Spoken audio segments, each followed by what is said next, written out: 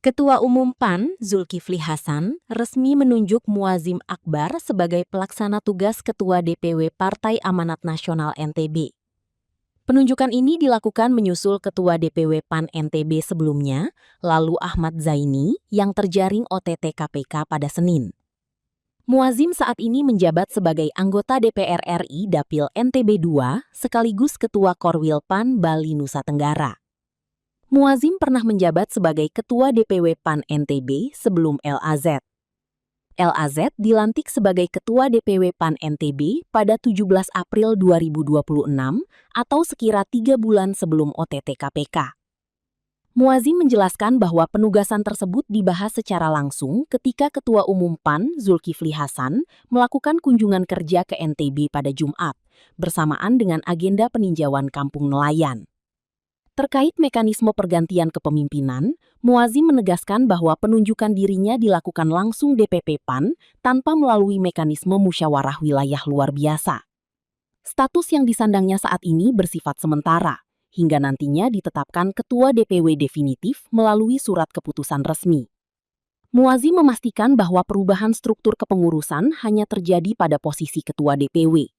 Sementara jajaran struktur kepengurusan lainnya di tubuh DPW PAN NTB tidak mengalami perubahan. Sebagai langkah awal kepemimpinannya, Muazzim menegaskan bahwa penguatan konsolidasi internal partai menjadi prioritas utama yang akan segera dijalankan.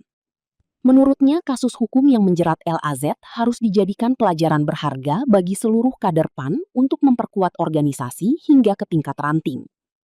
Muazzim menyampaikan bahwa DPP PAN menargetkan NTB sebagai salah satu basis kemenangan partai pada pemilu 2029.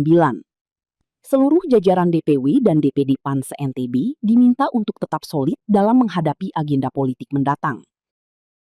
Kemarin pada saat Ketua Umum kami kemarin datang ke NTB dalam rangka meninjau kampung nelayan di Lombok Timur dan di Lombok Tengah, kami bicara banyak dengan Ketua Umum.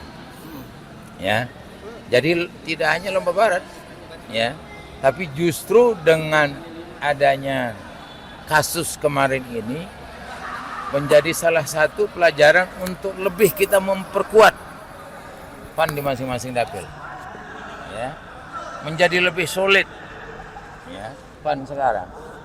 Dan saya harus sampaikan di media bahwa ternyata yang bersangkutan mantan calon ketua DPW ini pernah menawarkan dirinya menjadi ketua DPD Gerindra di DPP Gerindra.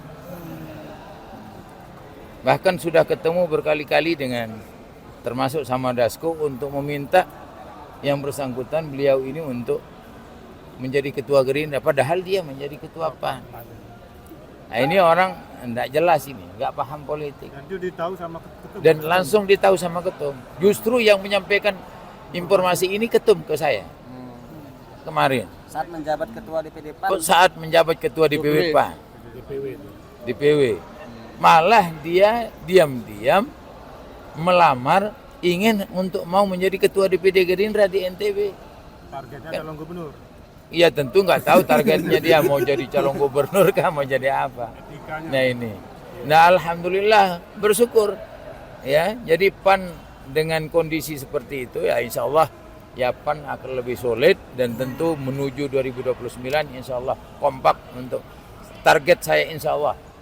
Kalau saya sekarang konsolidasi terus untuk melakukan konsolidasi di Nusa Tenggara Barat, ya kami akan turun terus insya Allah. Tidak hanya pemenang kedua, ketiga, PAN akan menjadi pemenang nomor 1 di Provinsi Nusa Tenggara Barat di NTB insya Allah. Ya, mohon doa dan